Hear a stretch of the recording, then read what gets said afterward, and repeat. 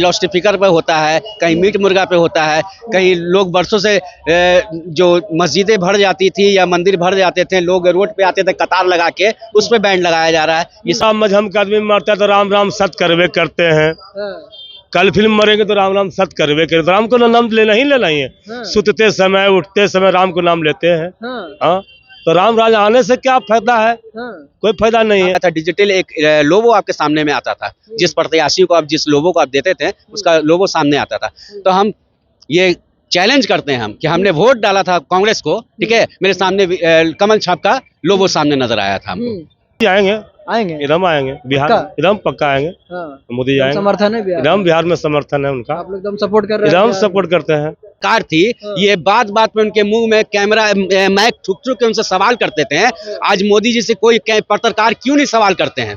मोदी जी से क्यों नहीं सवाल करते हैं कि विकास के लिए आप क्या कर रहे हैं, इस देश को आगे बढ़ाने के लिए क्या कर रहे हैं, रोजगार के लिए क्या कर रहे हैं? हमें चुनाव होता है, मोदी जी को यूं ही लोग समर्थन कर देते हैं। फिर आप ईवीएम हटाओ, बैलेट पे चुनाव कराओ, उनको खुद समझ में आ जाएगा कि कितना। फिर भी मोदी आएंगे। हाँ ठीक है, आएंगे 100% आएंगे, लेकिन रोड पे आएंगे। रोड पे आएंगे? हाँ रोड पे आएंगे। नहीं, फिर भी मोदी आएंगे। रोड पे आएंगे मालिक मेरे।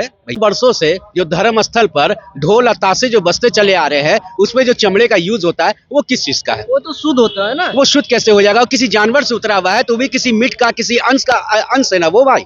वो भी किसी मीट से उतरा हुआ, किसी जानवर से उतरा हुआ खा ले वो, तो वो भी कहीं ना कहीं मीट से रिलेटेड आ जाता है। वो कैसे शुद्ध हो गया? वो ईवीएम मशीन बनाने का काम किया जापान ने, अमेरिका ने, जिसने टेक्नोलॉजी ने लेके आया। जब वो बैंड लगा के जब बैलेट पे वो चुनाव करवाती है तो हमारे देश में हमारे चुनाव आयोग को क्यों दिक्कत है भाई? क्यों बैलेट पे वो चुनाव नहीं करवाती है? आज भी 3 राज्य में जो आप बोल रहे हैं बीजेपी की सरकार बनी है, तो आप बैलेट पे जो भी सरकारी लोग जो भी चुनाव जो दिए थे, जो मतदान किए थे बैलेट पे जो होता है, उसमें कांग्रेस आगे चल रही थी। ईवीएम जैसे खुला उसे बीजेपी आगे हो गई।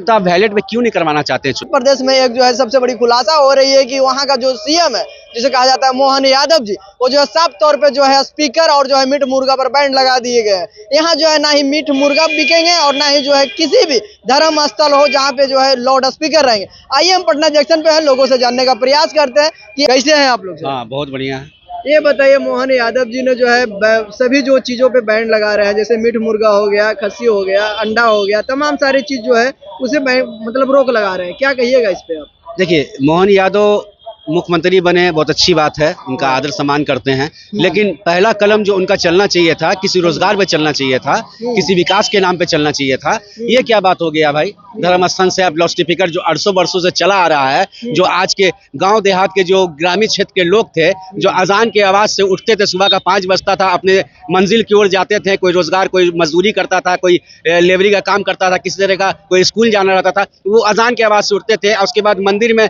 तुरंत लगले उसके आरती होता था। तो ये 800 वर्षों से चले आ रहा है, इसमें क्या तुक हो गई आपको कलम चलाने की?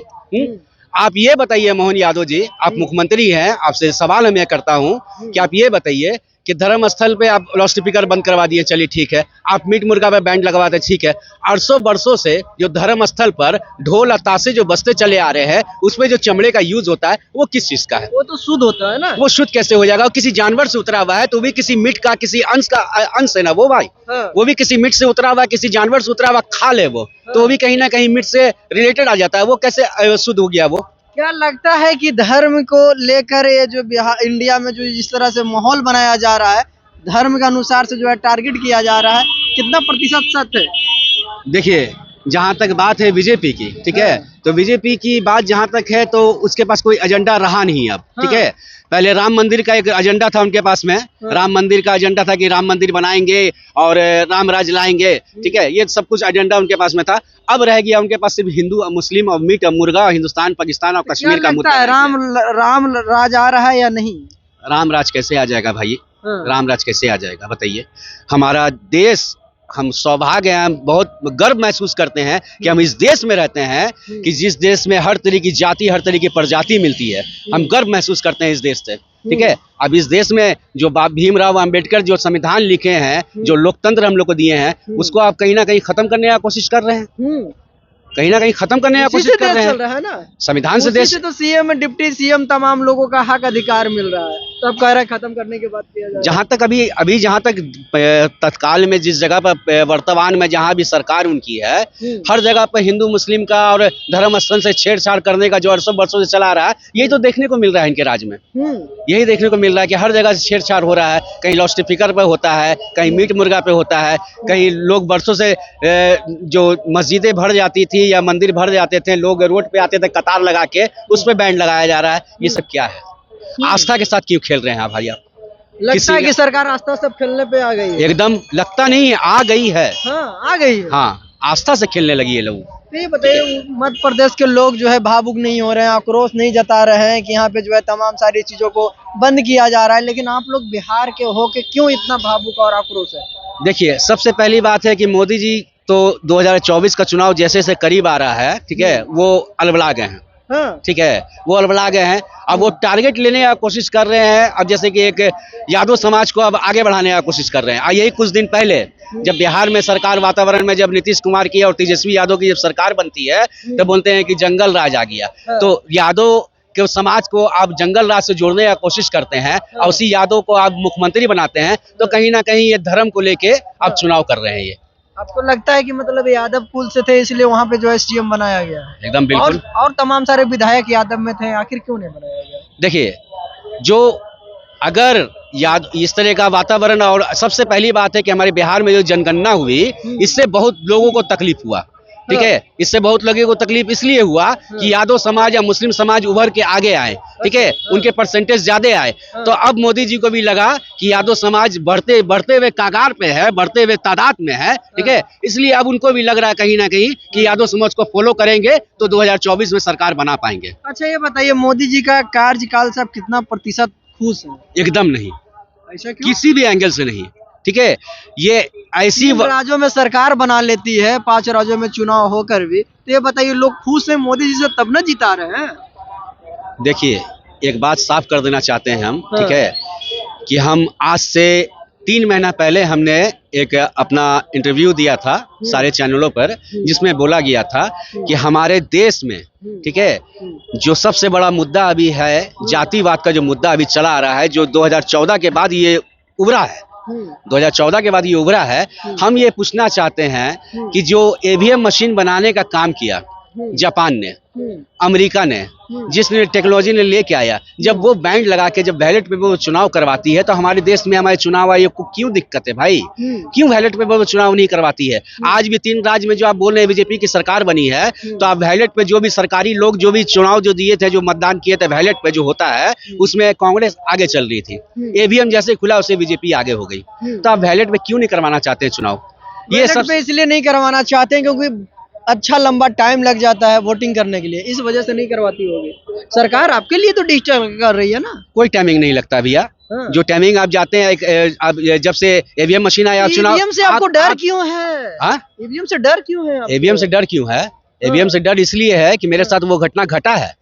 जी, मेरे साथ वो घटना घटा है, इसलिए ईवीएम से डर है। क्या मैंने आंखों देखा। सबसे पहली बात है कि हमने कांग्रेस को चुना, हमने वोटिंग करने के लिए अपने बूथ पे गए। ठीक है, बीच में 2014 में तो जब वो बड़े पैमाने पर जब ईवीएम मशीन जब आया था, तो उस तरह का टेक्नोलॉजी नहीं था। लेकिन 2019 में जब चुनाव हुआ तो टेक्नोलॉजी आया था, डिजिटल एक लोगो आपके सामने में आता था। जिस प्रत्याशी को आप, जिस लोगो को आप देते थे, उसका लोगो सामने आता था। तो हम ये चैलेंज करते हैं हम कि हमने वोट डाला था कांग्रेस को, ठीक है, मेरे सामने कमल छाप का लोगो सामने नजर आया था हमको। कंप्लेन क्यों नहीं किए थे आप? उस टाइम कंप्लेन किसको करते हैं हम?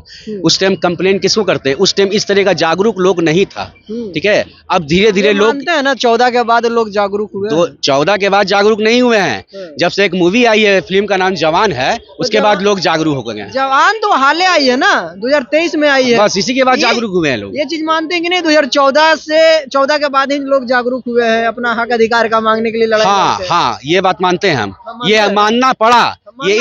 ये इसलिए कि इससे पहले जितने भी आपके चैनल वाले थे, मनमोहन सिंह की सरकार थी, ये बात बात में उनके मुंह में कैमरा माइक ठुक ठुक के उनसे सवाल करते थे।